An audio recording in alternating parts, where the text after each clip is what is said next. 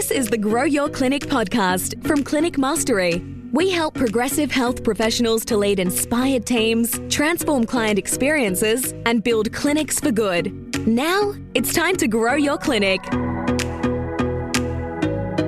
Well, welcome back to another episode of the Grow Your Clinic podcast. I'm Jack, and I'm joined by Ben Lynch here today. Ben, how are you? Doing super well, thank you, Jack. Well caffeinated, as always. I was about to ask if you were caffeinated. I'm glad. What's the caffeine of choice today? It's called Banco Gotti. That's the name of the coffee. It's from Coffee in Common here in Adelaide. I've mentioned them a few times on the podcast. And it's a favourite. I think it's an Ethiopian. It's a natural bean. Just a tasty drink. Nice. Interestingly, I've got a Colombian on the go at the moment, and it is a koji process coffee. And those astute foodies playing along at home would know that koji is like a mushroom fungus, and they're letting this fungus grow on the coffee cherries as it ferments. And so it's got this real umami kind of earthy flavor to it. But it's still coffee. You might have lost a lot of people at fungus. Oh, the podiatrist stayed on. The podiatrist, their ears pricked up. Oh, they love it. Okay. Well, look, enough of the fungus and coffee talks. The Grow Your Clinic book is coming, and depending on when you're listening to this, the launch will be in July 2022. For those watching on YouTube, Ben showed it there, and you'll be able to find it on all online retailers and in some stores upcoming. And so if you're listening to this in July, you can head to clinicmastery.com and you'll find all the resources over there for the book. And as I mentioned, you can watch this on YouTube. So head over to YouTube, search for Clinic Mastery, and you'll find the podcast and the links to the book. Ben, I was wondering, we were talking offline, if you could perhaps read us an excerpt, kind of story time with Uncle Ben, right? But read us an excerpt of a section that is really meaningful, really impactful, and then I'd love to kind of unpack it with you, pick it apart. So over to you, and do you want to give us maybe some context and then share with us? Yeah, absolutely. I'll be interested to see your response and reaction to this, because I'm not sure if you've even seen this post that I'm going to share, which is actually from one of our team, Michael Risk, owner of iMove U and iMove Physiotherapy and CM Mentor. He posted this in one of the Facebook groups that he hosts that helps a lot of young therapists develop a lot of their communication skills to almost compress years of experience into their early years of work. Now, the way that the book is compiled is that it centers around the 7 degrees to grow your clinic. The 7 degrees, think of them as functional areas of your business. You know, some people say, I'm juggling many balls or I'm wearing many hats. Think of the 7 degrees as those balls or hats, if you would. And the 7 degrees gives you a framework for all the things you need to work on to sustainably grow your clinic. So I'm reading an excerpt from the team degree. Mm-hmm. And this is a post. And throughout the book, we've got these little sections called relatable experiences that for those that are watching, will see in this little grey section here on the book, where we share stories from the community and from our team that are real and raw in many cases, that ideally connect what's covered in the book with your own experience as a clinic owner. So I'll share this here. This is a post written by Mick. He said, I've met a lot of cynical business owners, and in turn, this produces cynical new grads. I used to think I'd never be a cynical business owner, but then something happens. You put your blood, sweat, and tears into a clinic, you invest time and energy, people leave, and you get upset. Then you think, maybe if I wasn't so emotionally invested, I'd be okay. So you try to protect yourself and you become less emotionally invested. And then team members start saying, my boss wasn't there. Or when they were micromanaged, they start to micromanage you. And then they leave because you seem distant or less emotionally invested. So you flip and you go the other way again, offering leadership chats, quarterly rhythms, retreats, professional development, offsites, desire statements, and on, and people still leave. It's a tough cycle to break, right? Richard Branson may have said, train people well enough so they can leave, treat them well enough so that they don't want to, but that's easier said than done. I feel the thing driving us apart more than ever are poor business owners and leaders who go on to create cynical new grads or team members. This creates a cycle where every 3 to 4 years, people just want to go and start their own thing and this time do it better. I've been on both sides, wanting to hold on to team members so tight you crush them, and then flipping and feeling like, well, screw this. But I try to remember this. Professionals in their 20s and their 30s will inevitably move, travel, have kids, fall in love, fall out of love, and so on. So some people leaving your business is also inevitable. I also try to see things from the perspective of the team member.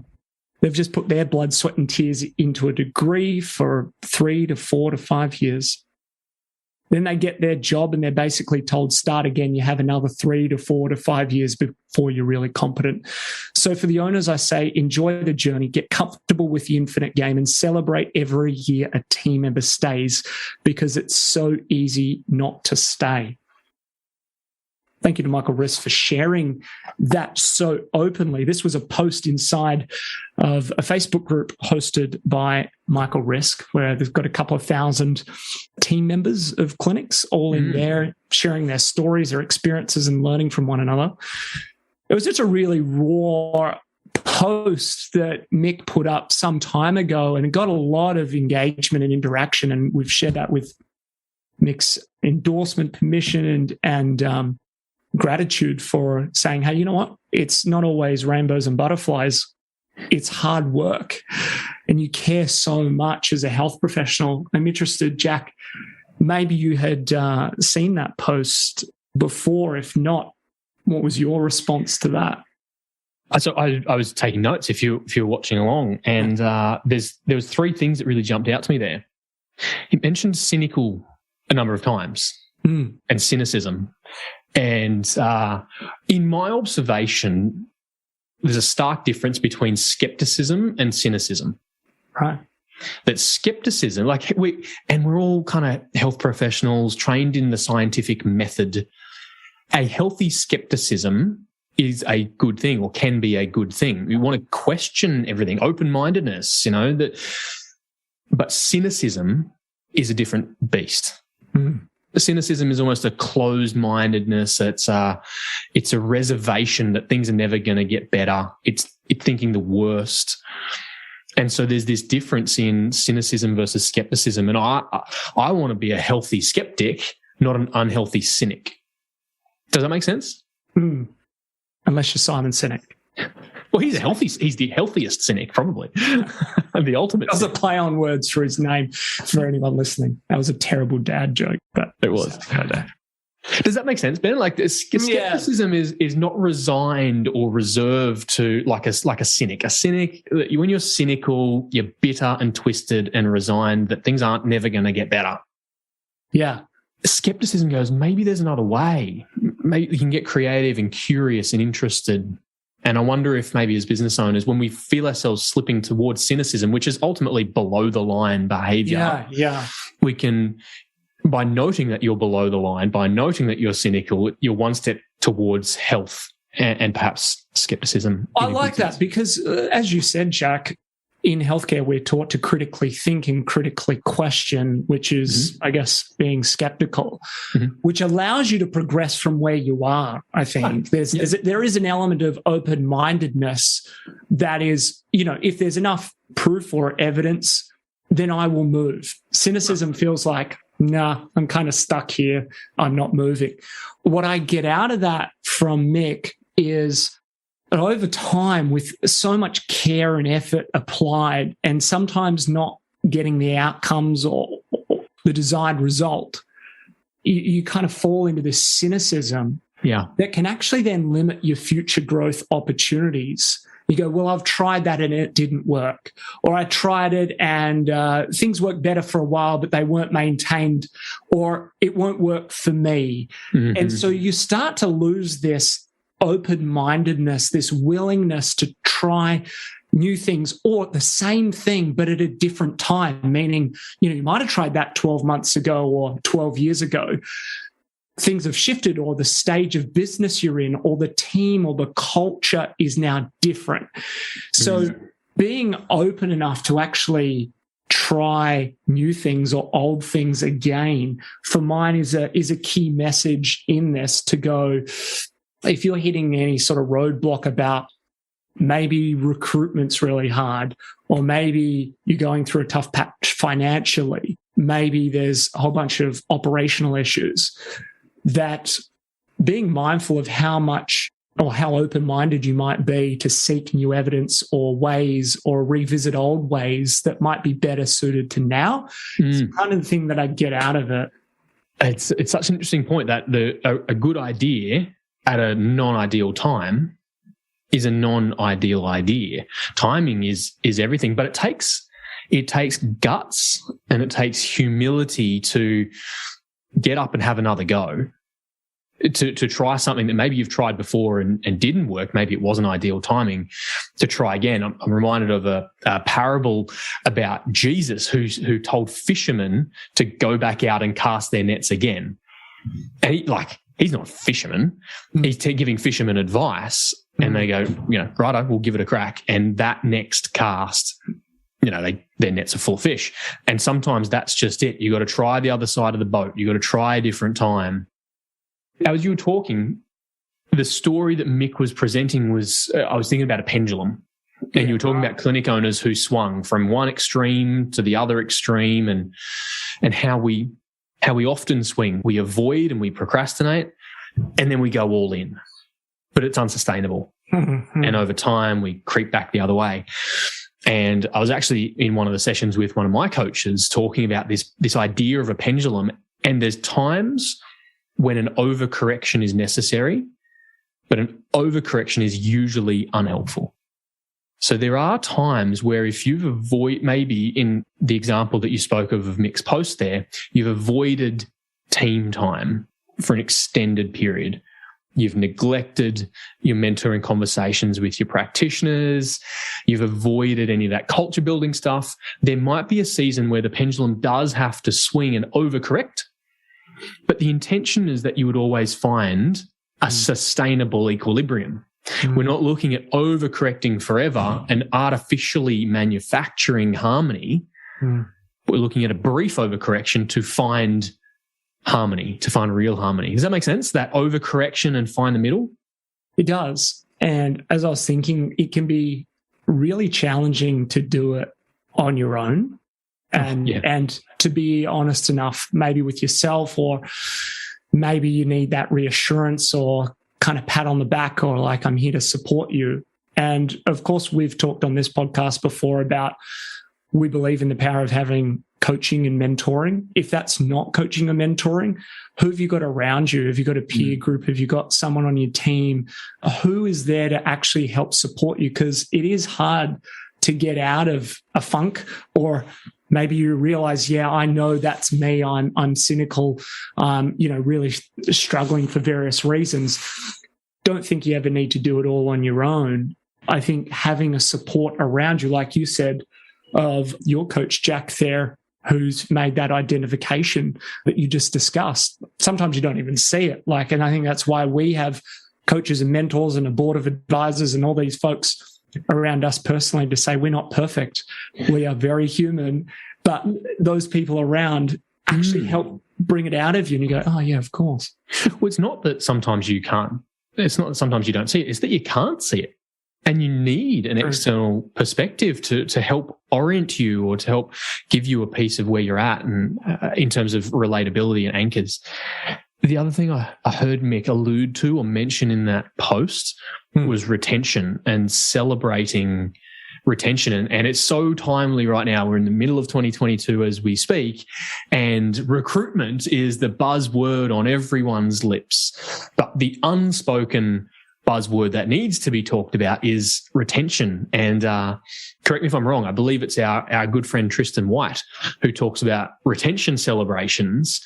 Often when we have a new team member, we create welcome packs and we go out for a meal with our team, and it's all balloons and streamers and for when someone new joins the team. But do we put the same energy into celebrating those that have been around for a while. I actually think I saw a post from Adam Grant, who's a prominent business psychologist, and he talks about how for someone to stay at your clinic usually means they've made the active choice to turn down another opportunity that may in fact be better money. Yeah, right. And do we consider that? Do we recognize? Do we celebrate that? Retention is huge. So I don't know, what's your 2 cents on retention? Yeah, I've definitely made plenty of mistakes and continue to do so in terms of oversight in doing those things. So I find that where I can, I look for what is the system to be my safety net, to be my trigger to do those things, because, we all get busy. Sure. To actually have, and I use a variety of different mechanisms, in fact, from Asana, the task management, through to a performance hub for my own role that I use, through to my calendar, as well as 3 different ways to prompt me to recognize those milestones or even just actions. You go, oh, wow, I noticed someone did something good. And in my head, I thought, oh, bloody good job, or like, well done. But I didn't say it out loud. It's kind of like when you get that SMS. I nearly didn't marry my wife because she thought I wasn't interested in her, because I mentally replied to the SMS but didn't actually reply. She thought I wasn't interested in her. Anyway, you get those moments where you mentally replied, but you don't speak it aloud verbally or reply on Slack. Why is that? Why is that? Gee, someone can write in and let us know. But I found looking for what are the systems that I can use to be my safety net, because you just get so caught up in your own world, whether that's a certain milestone of how long they've been with you through to a whole host of other things. One of those little distinctions, very, very in the dirt, but very practical here, is I actually find having a calculator, it's the spreadsheet where every team member's on there, and literally know how many months they've been a team member, and it just automatically updates based on their start date. And you can have it conditionally format to go a certain color at a certain time, and then it might trigger a certain type of conversation, giving, impact, celebration, acknowledgement, etc. So, yeah, I find systems. What are some of the systems that I can have behind the scenes? And I think it's systems for connection. How do you continue to know about the human just as much, perhaps, as you know about the professional? I think it was Mick that I first heard that term. In therapy, treat the person as much as the injury or the problem. Understand them. I think in a similar way, trying to embrace that for your team, to like understand the human as much as you understand and collaborate with the professional on your team. So try and take notes like you would in therapy about the team member. Have a central list of notes. It's just for me that are little prompts like, I know the name of your dog, or I know that this is an important date on your calendar, or I know some family rituals that you do that spark conversation. Again, I'm not perfect, but they're the little things that I'm trying to pick up that over time build connection, and you keep doing that. And I think they are fertile grounds for retention. They're not guaranteed, but at the end of the day, the more connected you are, I think you have a better opportunity to preempt or be aware that they might be at risk of leaving. So there's some things that I like to use. So I'm thinking about the clinic owner that says that's, I love it. I'd love to systemize, but I haven't got any of that information. I've got a big team. I don't know all their dogs or their favorite foods. Or one of the things that I learned, I think it was from Shane and probably from yourself, is using forms at different points in time to collect some of that data in a seemingly kind of inconspicuous way. So I know that our new team member form at Clinic Mastery has been refined over the years to just pick up some subtle points of data. Things like when you think about your favorite birthday, what's been your favorite birthday gift? Or when you're out at a restaurant, what's your drink order at a cafe or at dinner? Yeah. And I know other clinics who perhaps do a culture day every couple of months, maybe every 4 months, every 120 days. And there's usually a form attached to that culture day about what we're going to talk about. Yeah. And you can just sneak in a question in there. What's your favorite restaurant? And it's amongst other more operational, businessy type things, but all of a sudden you've found out where you can send people for dinner. Yes. I know Shane's done that in our team, and for any future team members, he'll probably ask, "What's your shoe size?" Right? For obvious reasons. And it's a really interesting insight, so that you're preempting and you're future proofing some of your retention and nurturing strategies for your team. It's a good point. There's no silver bullet here for anyone that's listening. These are all little things. I think they all add up and give you the best chance of being able to provide a pathway for retention. A key asset that I think we've spoken about here on the podcast has been desire statements for team members. As much as they're willing to share and be vulnerable with you, what do they want their life to look like in 2 to 3 years' time, and with as much vividness and detail and reference to that on an ongoing basis. Perhaps we're actually able to understand what drives them and what they're working towards, so that we can create a pathway where they see the grass is greener here, not somewhere else, because we're almost personalizing that from the very beginning. So that's another key asset that we like to use and get clinic owners to use in their clinics as well.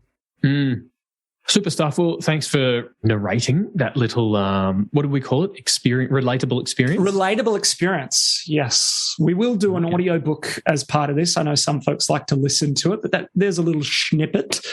The paperback will be available, and a digital, a Kindle version that you can have on your e-reader will be available very soon, July, and the audiobook shortly afterwards.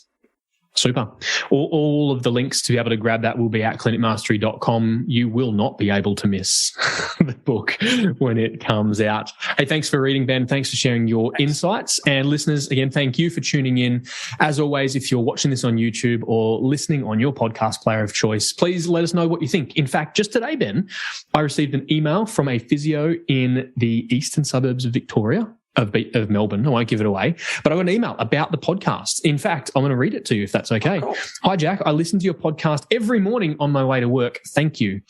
I just listened to your short episode on having tough conversations with employees, and I'd love to get my hands on the 2 resources you mentioned. And, folks, you can email me, jack@clinicmastery.com. It's a human on the other end. I'm there, and I'd love to hear from you, what you think of the podcast, and if you need any resources or any help to grow your clinic and amplify your impact, we are standing ready to help.